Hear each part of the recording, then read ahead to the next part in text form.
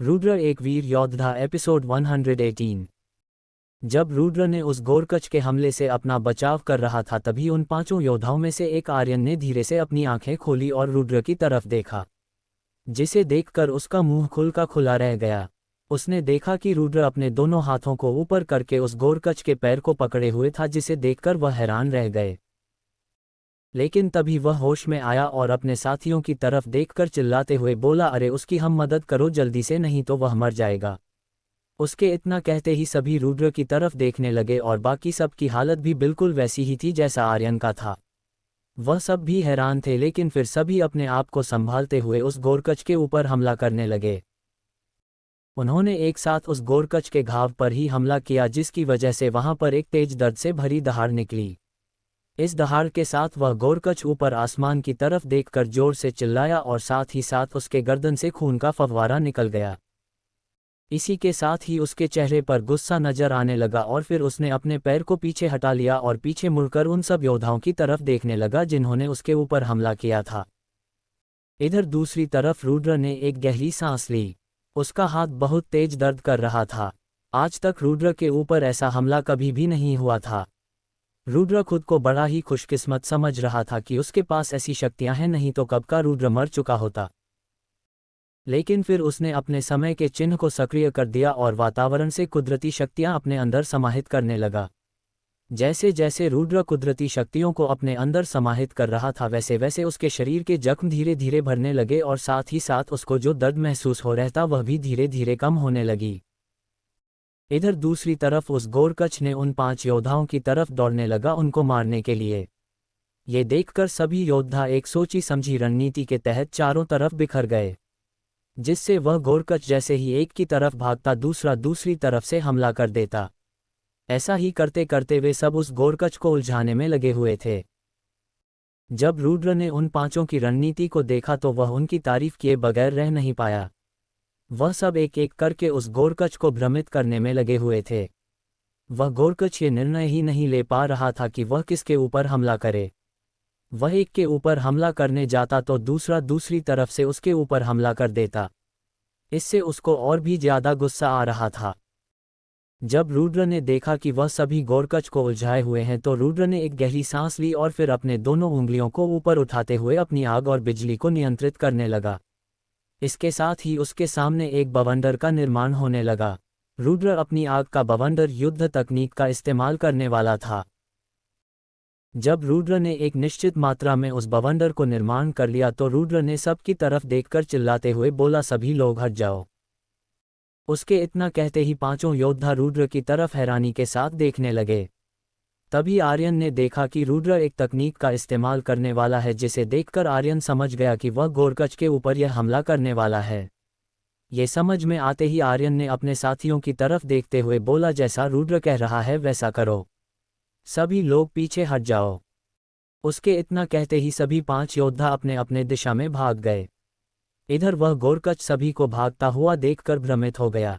वह ये सोचने लगा कि वह किसके पीछे जाए। वह अब ये सोच रहा था कि तभी रुद्र पीछे से एक तेज गुस्से से चिल्लाने की आवाज सुनाई दी, आज का बवंडर।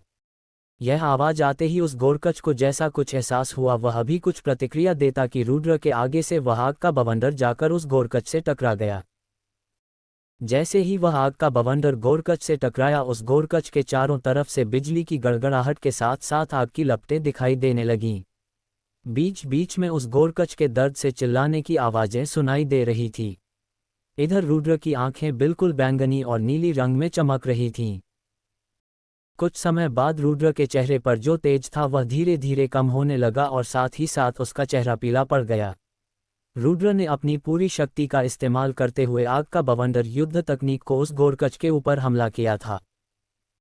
इधर दूसरी तरफ 5 योद्धा जो कि अभी भी भाग रहे थे, उन्हें जब गोरकच के चिल्लाने की आवाज सुनाई दी तो उन्होंने पीछे मुड़कर देखा और पीछे मुड़कर जो देखा उसे देखकर उनके दिल तेजी से धड़कने लगे।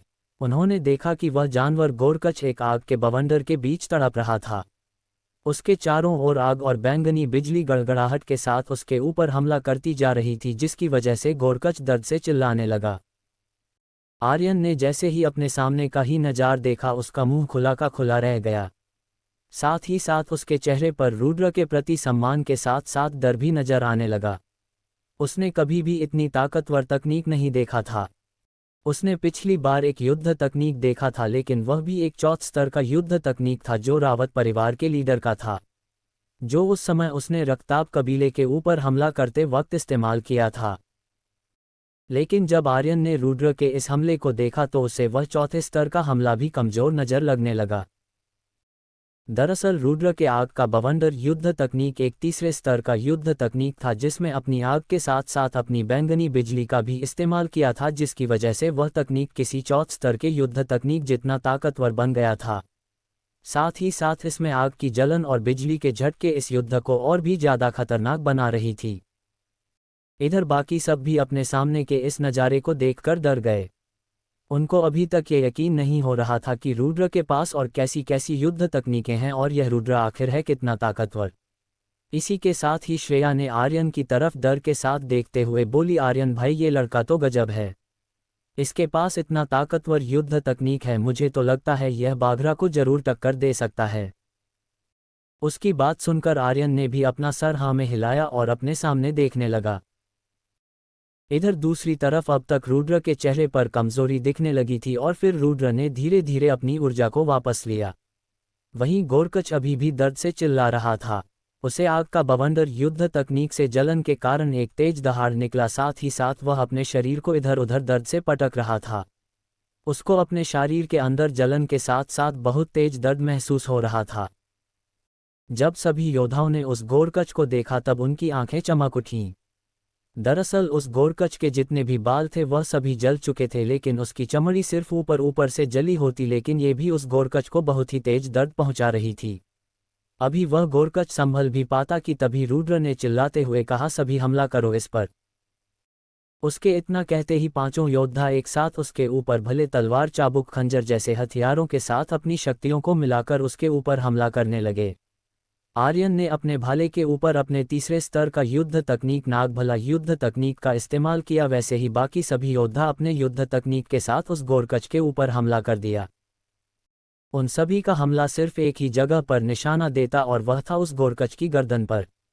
जैसे ही वह हमला उस गोरकच के गर्दन पर लगा, वहां पर एक दर्द से भरी चीख निकली, जो कि बेशक गोरकच की थी, लेकिन सभी योद्धा इससे बिल्कुल भी खुश नहीं थे, क्योंकि उन्होंने देखा कि वह गोरकच दर्द से चिल्ला रहा है लेकिन वह मरा नहीं था। इधर उस गोरकच को भी यह समझ में आ गया था कि वह इन सभी से ज़्यादा देर तक युद्ध नहीं कर सकता, इसलिए उसने अपने चारों तरफ कछुए के खोल का इस्तेमाल करने की सोची और फिर वह उस कछुए के खोल के अंदर अपने सिर के साथ साथ अपने शरीर को समाने लगा। जैसे ही रुद्र ने उस गोरकच को ऐसा करते हुए देखा, वह समझ गया कि गोरकच क्या करना चाहता है। इसे महसूस करते ही रुद्र ने चिल्लाते हुए बोला, आर्यन गोरकच के गर्दन पर हमला करो, उसकी गर्दन पर अपने भाले से हमला करो। अगर गोरकच अपने कछुए के खोल के अंदर अपने गले को छुपा लिया तो हम उसे मार नहीं पाएंगे। आर्यन ने रुद्र की बात सुनी और सहमति में अपना सर हिलाया। फिर उसने अपने भले को अपने हाथ में उठाया और इसके बाद उसने अपनी आंखें बंद की और उस भाले के ऊपर अपनी शक्ति का प्रवाह करने लगा। उसके शक्ति प्रवाह करने के बाद उसने उस भाले को गोरकच की गर्दन की घाव पर फेंक दिया। जैसे ही वह भला गोरकच की गर्दन की तरफ बढ़ने लगा, रास्ते में ही वह भला धीरे धीरे लंबा होता गया और फिर उस घाव पर जाकर लगा। इधर दूसरी तरफ जब रुद्र ने देखा कि आर्यन ने हमला कर दिया है, तब उसने भी अपने हमले की तैयारी करने लगा। उसने अपनी ऊर्जा तलवार युद्ध तकनीक का इस्तेमाल करते हुए उसमें आग की जलन और बिजली की शक्ति का भी इस्तेमाल किया। साथ ही साथ उसने अपने फिनिक्स और ड्रैगन की युद्ध आत्मा को भी उस ऊर्जा तलवार में समाहित कर दिया, जिसके बाद वह ऊर्जा तलवार नीले और बैंगनी रंग में चमकने लगी। इसके बाद रुद्र ने अपने दोनों हाथ को ऊपर उठाया। अभी रुद्र की आंखें नीली आग और बैंगनी बिजली से चमक रही थीं। जैसे ही वह ऊर्जा तलवार ऊपर उठाया, धीरे धीरे उसकी आकार बढ़ने लगी। रुद्र के शरीर में से बैंगनी बिजली और नीली आग प्रवाहित होते हुए उस ऊर्जा तलवार में जा रहे थे। अगर कोई दूसरा व्यक्ति देखे तब उसे ऐसा दिखेगा मानो किसी देवता ने अपने दिव्यास्त्र का आवाहन किया हो। इसके बाद रुद्र ने अपने हाथ की मुद्रा को बदलते हुए उस ऊर्जा तलवार को हवा में उड़ाने लगा और सीधे उस गोरकच की तरफ चला दिया। इधर वह गोरकच जो कि अभी अपने सर को कछुए के खोल के अंदर सामान्य ही बोला था, उसके गर्दन में भला लगने की वजह से दर्द से तिल मिला उठा और इसी के साथ वह अपनी गर्दन को नीचे नहीं कर पाया था। रुद्र के इशारा करते ही उसके ऊपर तैरता हुआ वह बैंगनी बिजली और आग से बना ऊर्जा तलवार तेजी से उड़ते हुए उस गोरकच के गर्दन पर जाकर लगा। उस गोरकच की गर्दन पर उस ऊर्जा तलवार के लगते ही बेशक वह तलवार उस गोरकच के गले के आधे भाग को काट दिया, लेकिन इसमें रुद्र की पूरी ताकत सम्मानित हो गई थी। इस वजह से रुद्र का चेहरा पीला पड़ गया। जैसे ही वह ऊर्जा तलवार उस गोरकच की गर्दन से लगा, उस गोरकच का आधा गर्दन कट गया। इसकी वजह से गोरकच चिल्ला भी नहीं पाया और इसी के साथ ही वहां पर एक जोरदार आवाज सुनाई दी। उस आवाज को सुनने के बाद जब सभी ने उस दिशा में देखा तब सभी की आंखें हैरानी से बड़ी हो गई। दरअसल गोरकच जमीन पर गिर पड़ा और अपने गर्दन को पकड़कर छटपटा रहा था। जब आर्यन ने अपने सामने का नज़ारा देखा तो उसके विश्वास ही नहीं हुआ कि रुद्र के हमले ने उस गोरकच को लगभग मार ही डाला था। दूसरी तरफ जब रुद्र ने देखा कि वह गोरकच मरने वाला है तब उसने अपने दिव्य नाग युद्ध आत्मा को सक्रिय कर दिया। इसी के साथ ही एक लाल रंग की नाग युद्ध आत्मा अदृश्य अवस्था में रुद्र के ऊपर उठी। कुछ देर तक छटपटाने के बाद अंततः जब वह गोरकच मर गया तब उसके शरीर में से एक सफ़ेद रंग की हल्का पारदर्शी ऊर्जा ऊपर उठने लगी। इसे देखकर रुद्र ने अपने नाग युद्ध आत्मा को उस ऊर्जा को निगलने का आदेश दिया। उसके आदेश देते ही उस नाग ने एक तेज फूंफकार के साथ उस ऊर्जा को निगल लिया और फिर वह रुद्र के शरीर में वापस लौट आया। उस गोरकच के शांत होने के बाद उसे देखने के बाद आर्यन और बाकी सभी उस गोरकच के पास पहुंचे। इधर जब रुद्र ने देखा कि गोरकच अब जमीन पर गिर गया है तब उसने गहरी सांस ली और वह मुस्कुराने लगा। इधर आर्यन उस गोरकच को देखने के बाद रुद्र की तरफ हल्की मुस्कान के साथ देखने लगा। रुद्र ने उसकी तरफ देखकर एक हल्की सी मुस्कान के साथ देखा, लेकिन तभी रुद्र की आंखें धीरे धीरे बंद होने लगी और वह बेहोश होने लगा। रुद्र को बेहोश होता हुआ देखकर आर्यन के चेहरे पर चिंता दिखने लगी और फिर वह तेजी से दौड़ते हुए रुद्र के पास पहुंचा और उसे जमीन पर गिरने से पहले पकड़ लिया। आर्यन को रुद्र की तरफ जाते हुए देखकर बाकी सब भी दौड़ते हुए रुद्र के पास पहुंचे। तभी ऋषभ ने रुद्र की तरफ देखकर चिंतित स्वर में आर्यन से पूछा, क्या हुआ, ये बेहोश क्यों हो गया? आर्यन बोला, चिंता मत करो, ज़्यादा शक्ति खर्च होने की वजह से वह अब बेहोश हो गया है। ये सुनकर सभी ने राहत की सांस ली, लेकिन अभी भी उनके चेहरे पर सदमा साफ साफ नजर आ रहा था। उनको ये बिल्कुल भी उम्मीद नहीं थी कि रुद्र जैसा एक छोटा लड़का इतने बड़े जानवर के साथ भी ऐसी लड़ाई कर सकता है। जिस जानवर को वह पांचों मिलकर भी हरा नहीं पा रहे थे, उसे मारने में रुद्र ने लगभग 50 से 60% तक योगदान दिया था। फिर आर्यन ने सबकी तरफ देखकर रुद्र को पकड़ते हुए बोला, तुम सब यहीं पर ही रहने का इंतजाम करो, आज हम यहीं पर रात गुजर जाएंगे।